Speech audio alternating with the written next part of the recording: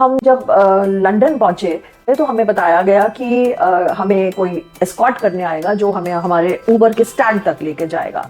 तो while we were waiting we saw one girl, young girl, early 30s में होंगी, वो आई हमारे पास एंड वो बहुत अच्छे घर की लग रही थी। She happened to be an Indian. वो हमें बहुत अजीब सी नजरों से देख रही थी। मुझे बहुत अच्छा लगता है बच्चों से बात करना, तो मैंने बोला hi how are you doing. तो उसने मुझे देखा और कहा आप इंडिया से है ना। और उसकी आंखों में जैसे कुछ आंसू से मुझे ऐसे लगे कि बहुत टियरी आइड हो गई। मैंने उनके कंधे पे हाथ रखते हुए उनसे पूछा बेटा क्या बात है, इज एवरीथिंग ओके। तो उन्होंने बोला नहीं, जब भी कोई इंडिया से आता है ना मैं बहुत भावुक हो जाती हूँ। तो मैंने कहा ऐसी क्या बात है, आप तो यहाँ पढ़ रहे हो, यहाँ क्या कर रहे हो आप। तो मैंने जानना चाहा। उन्होंने मुझे बताया कि वो यहाँ अपनी मर्जी से आई थी और शायद इतनी वेल टू डू फैमिली से नहीं थी, लेकिन वो जब यहाँ आई तो उन्होंने लोन लिया अपनी पढ़ाई करने के लिए।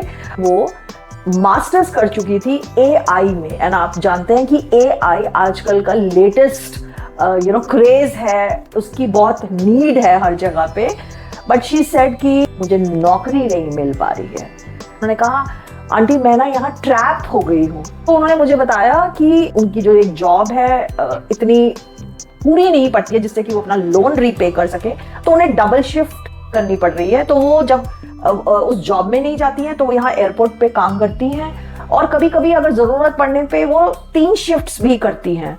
इतना लोन ले लिया है, जब तक लोन रीपे नहीं होगा वो वापस नहीं जा पाएंगे और शायद घर के हालात ऐसे नहीं है कि घर वाले उसका लोन रीपे कर सके।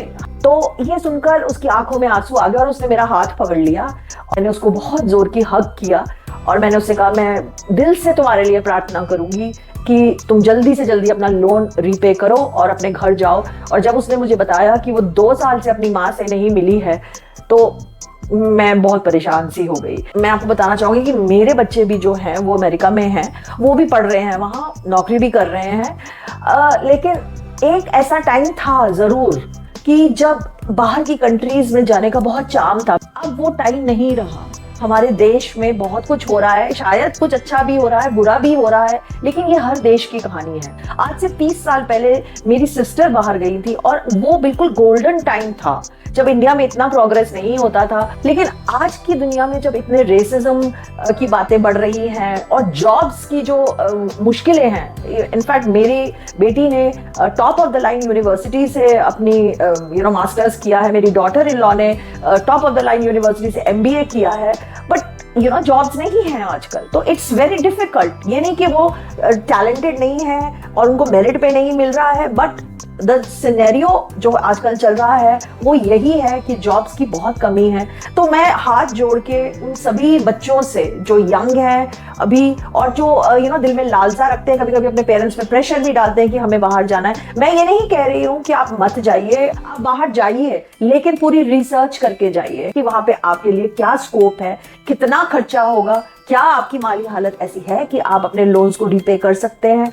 ये सब जरूर देखिए। वहां जाके ट्रैप मत हो जाइए कि आपको हर दिन घर वापस आने के लिए 1000 बार सोचना हो। बच्चे डिप्रेशन में जा रहे हैं, एंजाइटी अटैक्स हो रहे हैं, उनको मेंटल स्टेबिलिटी नहीं है, क्योंकि ऑब्वियसली जो इतनी पढ़ाई करता है, जो इतना पैसा लगाता है, वो कुछ रिटर्न में एक्सपेक्ट करता है। बट जब आपको वो रिटर्न नहीं मिलता तो डिससैटिस्फैक्शंस तो बच्चों में आती ही है and it is very beginning of their career. और उसमें ये जोल्ट मिले, इस वक्त वेव ही ऐसी है, हर जगह ले ऑफ्स हो रहे हैं, जॉब्स मिलनी बहुत ही मुश्किल हो रही है। तो rather than getting into these kind of depressions and anxiety attacks and all, planning is what I am just emphasising. इसको एक वो स्टेटस सिंबल मत बनाइए, मेरा वो दोस्त बाहर गया या वो मेरी कजन बाहर गई है तो मुझे भी जाना है। इट्स वेरी हैपनिंग कि हाँ जी मैं अमेरिका में पढ़ रहा हूँ या मैं लंदन में पढ़ रहा हूँ। आजकल कितने मेंटल इश्यूज हो रहे हैं, यंग बच्चे सुसाइड्स कर रहे हैं। It's not worth it. मेरे इस वीडियो से किसी का फायदा हो तो मुझे इस बात की बहुत खुशी होगी।